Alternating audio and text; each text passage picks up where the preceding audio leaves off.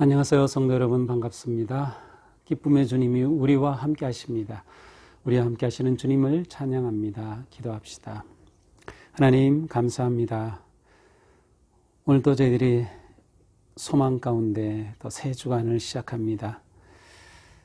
계속되는 코로나 속에 있지만 저희들의 마음이 주님을 향할 수 있도록, 또 세상으로 인하여 흩어지지 않도록 인도하여 주시고, 또 주님 말씀에 귀를 기울이는 이 시간을 소중하게 여기며 언제나 주님을 향할 수 있도록 붙잡아 주시옵소서. 예수님 이름으로 기도합니다. 아멘. 네, 오늘 말씀은 역대하 32장입니다. 32장 24절에서 33절입니다. 그때에 히스기야가 병들어 죽게 되었으므로 여호와께 기도하매 여호와께서 그에게 대답하시고 또 이적을 보이셨으나 히스기야가 마음이 교만하여 그 받은 은혜를 보답하지 아니하므로 진노가 그와 유다와 예루살렘에 내리게 되었더니 히스기야가 마음의 교만함을 뉘우치고 예루살렘 주민들도 그와 같이 하였으므로 여호와의 진노가 히스기야의 생전에는 그들에게 내리지 아니하니라. 히스기야가 부와 영광이 가득 지극한지라. 이에 은금과 보석과 향품과 방패와 온갖 보배로운 그릇들을 위하여 창고를 세우며 곡식과 새 포도주와 기름의 산물을 위하여 창고를 세우고 온갖 짐승의 외양간을 세우며 양떼의 우리를 갖추며 양떼와 많은 소떼를 위하여 성읍들을 세웠으니 이는 하나님이 그에게 재산을 심히 많이 주셨음이며, 이 히스기야가 또 기혼의 윗샘물을 막아 그 아래로부터 다윗성 서쪽으로 곧게 끌어들였으니 히스기야가 그의 모든 일에 형통하였더라. 그러나 바벨론 방백들이 히스기야에게 사신을 보내어 그 땅에서 나타난 이적을 물을 때에 하나님이 히스기야를 떠나시고 그의 심중에 있는 것을 다 알고자 하사 시험하셨더라. 히스기야의 남은 행적과 그의 모든 선한 일은 아모스의 아들 선지자 이사야의 묵시책과 유다와 이스라엘 열왕기에 기록됩니다. 히스기야가 그의 조상들과 함께 누움에 온 유다와 예루살렘 주민이 그를 다윗 자손의 묘실 중 높은 곳에 장사하여 그의 죽음에 그에게 경의를 표하였더라. 그의 아들 므낫세가 대신하여 왕이 되니라. 아멘. 자, 오늘 말씀은 이제 히스기야에 관한 마지막 말씀입니다. 우리가 이제 어제 그저께 본문을 뛰어넘었는데요. 우리가 지나친 그 본문의 내용은 이제 이 이스라엘 백성들이 성전을 정화하고 또 유월절을 지키고 또 무기여절을 지켰죠. 그리고 나서 이제 31장에서는 히스기야의 종교 개혁 아니면 그 나라의 개혁이 일어납니다. 이 개혁의 핵심은 제사 곧 예배가 온전히 규례대로 회복되도록 하는 것이었습니다. 그리고 또 이스라엘 백성들은 하나님께 약속한 헌물을 드리기 시작합니다. 그래서 31장 5절에 보니까 모든 소산의 첫 열매를 풍성히 드렸고 하나님께 드려야 한다고 규정한 대로 첫 소산물을 하나님께 드렸어요. 또 모든 것의 11조를 많이 가져왔으며 또 소와 양의 11조를 가져왔고 성물의 11조를 가져왔고, 놀랍게도 이스라엘 백성들이 믿음이 회복이 되고 예배가 회복이 될 때 하나님을 향한 헌신도 회복이 되었어요. 그래서 기쁨과 즐거움으로 하나님께 예물을 드리죠. 11조를 드리고 구별한 것들을 드리게 됩니다. 그런데 이후에 큰 위기를 만납니다. 그것은 바로 아수르가 쳐들어온 것이죠. 아수르는 바로 북이스라엘을 멸망시킨 나라였습니다. 오늘 본문은 대략 한 기원전 주전 700년경입니다. 북이스라엘이 망한 것이 722년이니까 약 20여 년 전에 이제 북이스라엘은 멸망한 상태입니다.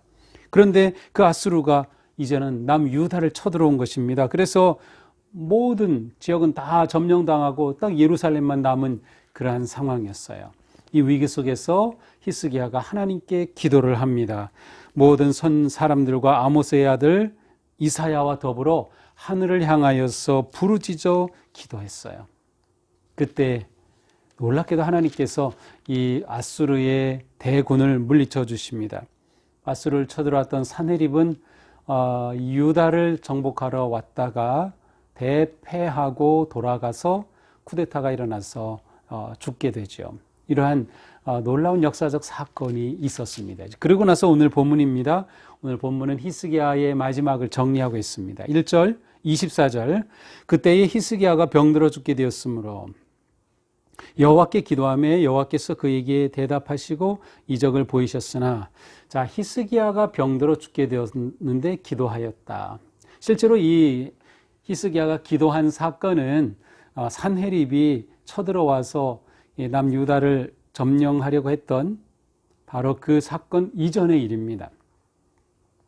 그런데 이제 오늘 본문에 간단하게 언급이 돼서 한 절로만 딱 나왔어요. 병들어 죽게 되었습니다. 그런데 이제 열왕기에 가서 보면은, 열왕기하 20장에 가서 보면은 구체적인 내용이 나옵니다.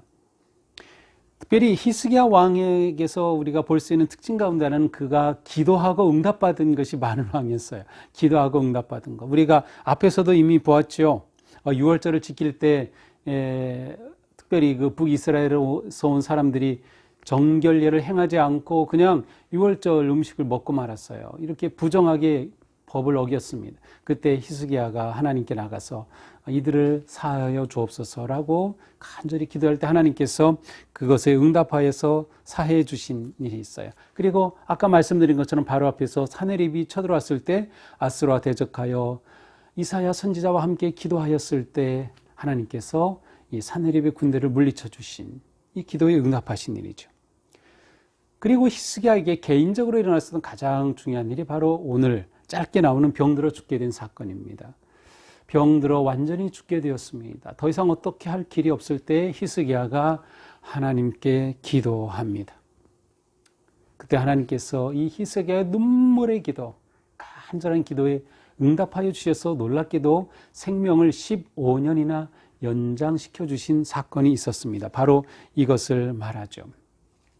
특별히 히스기야의 질병에 관해서는 다른 왕들도 병으로 죽었어요. 아사, 여호람, 우시야 이런 왕들이 다 병으로 죽었지만 이 왕들의 병은 하나님이 내리신 징벌이었어요. 그런데 히스기야의 경우는 그러한 것이 나타나지 않습니다. 오히려 히스기야는 하나님 앞에 자신이 하나님 앞에 한 선한 일들을 고백하면서 긍휼히 여기심을 기도하고 간절히 바랐던 것을 볼 수 있어요.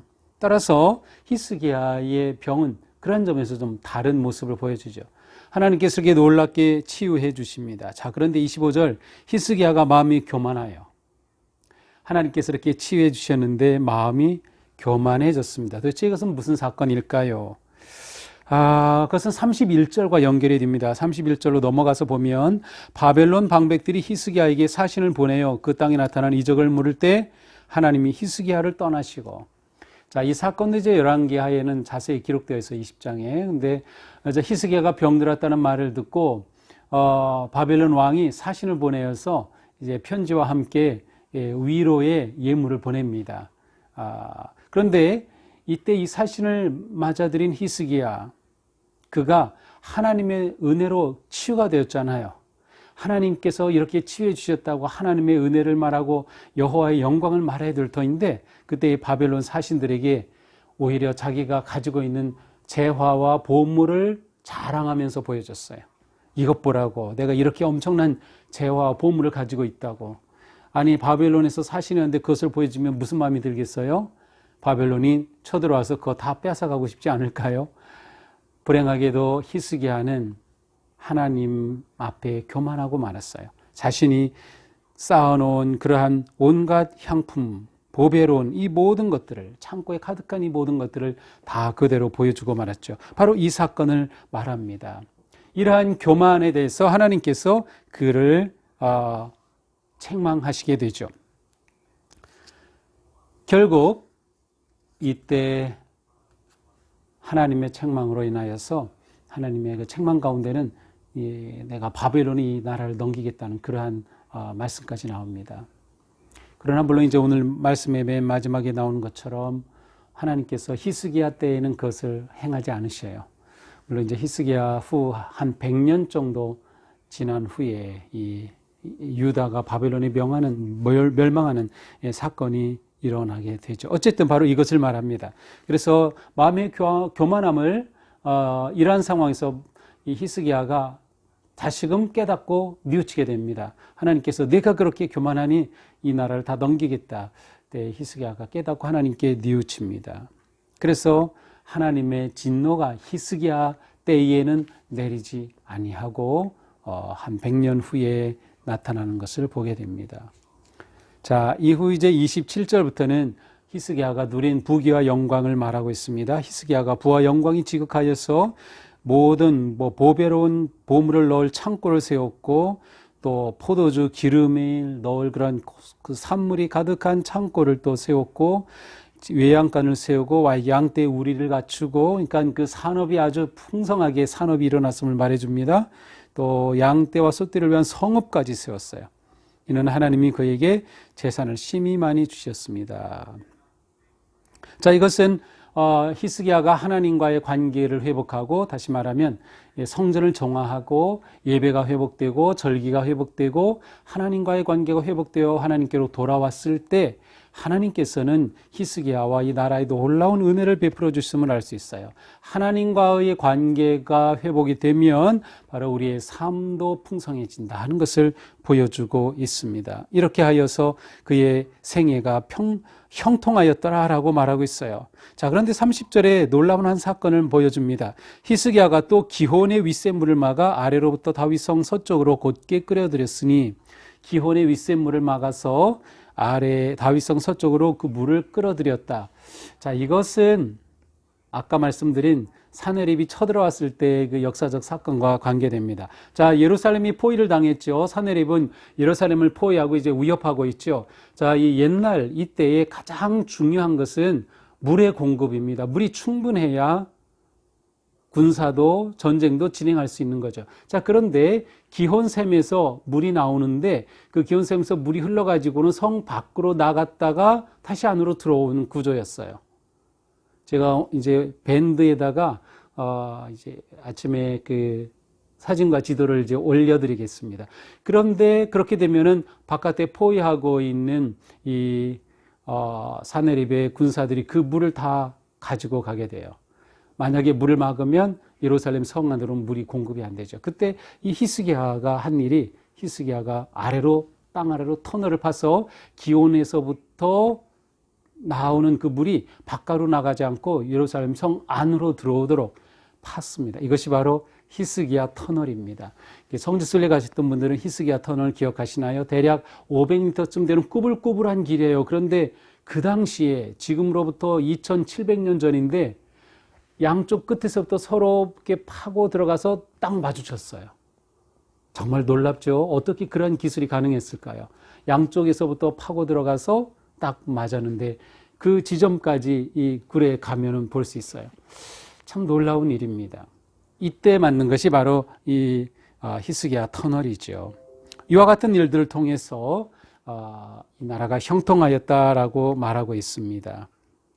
이제 마지막 그의 죽음을 말하죠. 히스기야의 남은 행적과 그의 모든 선한 일은 아모스의 아들 선지자 이사야의 묵시책과 유다와 이스라엘 열왕기에 기록되었다. 그리고 그가 죽었을 때 다윗의 묘실 가운데 다윗 자손의 묘실 중에 가장 높은 곳에 두었다라고 기록해 놓고 있습니다. 자, 오늘 말씀을 보면서 우리는 히스기야라고 하는 한 왕의 업적과 그의 생애를 보게 됩니다. 무엇보다 오늘 본문을 통해서는 그가 마지막 죽게 되었을 때 하나님 앞에 돌이키고 또 교만함을 뉘우쳤다고 하는 부분입니다. 히스기야는 기도와 응답에 있어서 다른 왕보다 굉장히 특징적으로 나타나는 모습인데 이 기도에 있어서 중요한 핵심이 바로 회개입니다. 돌이킴. 제가 잘못했음을 하나님 앞에 회개하는 거죠. 회개가 살 길이다. 회개는 곧 기도로 통해 나타나죠. 기도가 살 길입니다. 기도가 진정한 형통의 길이다라는 것을 알 수 있습니다.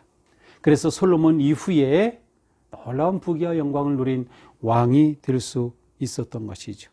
히스기야는 기도의 왕이었어요. 어떤 사건이 있을 때마다 그는 기도할 줄 알았고 그리고 그가 하나님의 책망을 받을 때 즉시 회개할 줄 알았던 왕이었습니다. 우리가 본받아야 할 모습이 바로 그 모습이 아닐까 생각하게 되죠. 때때로 고난은 우리를 기도의 길로 초청하고 우리가 기도할 때 우리를 하나님의 구원의 길로 이끕니다. 우리가 지금 코로나 상황 속에서 이 시간은 하나님 앞에 우리 자신을 돌아보면서 기도할, 또 깊이 기도할, 그리고 하나님께로 돌아가야 할 시간일 것입니다. 고난이 우리를 지킬 수가 있습니다. 고난은 단지 우리에게 두려움과 아픔과 고통만이 아니라 우리로 하여금 깨어있게 하고 우리를 살아있도록 지켜줄 수도 있는 것이죠. 우리는 지금까지 왕들의 모습을 많이 보았습니다. 그 모습들을 보면서 끝까지 선한 왕으로 남는 것이 참 어렵다는 생각을 하게 됩니다.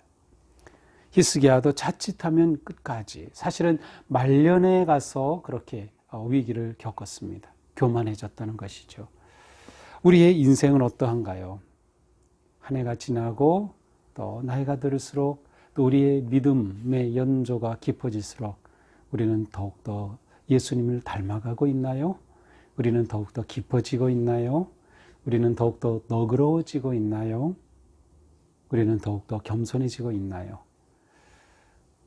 우리의 삶이 이처럼 굴곡은 있지만 그러면서도 더욱더 주님을 닮아가는 그러한 모습으로 나아갈 수 있다면 하나님 앞에 복되고 형통한 인생이라고 말할 수 있을 것입니다. 우리의 삶 온전히 하나님께 맡기고 의지하고 기도하면서 기도로 승리의 길을 열어가는 우리 모두가 되기를 축복합니다. 기도하겠습니다. 주님, 히스기야 왕은 기도와 응답에 놀라운 경험을 많이 했던 왕이었습니다. 또한 그가 잘못함을 깨닫게 되었을 때 즉시 돌이키고 또 회개할 줄 아는 왕이었습니다. 그리하여서 그의 통치가 형통하였다고 성경은 기록하고 있습니다.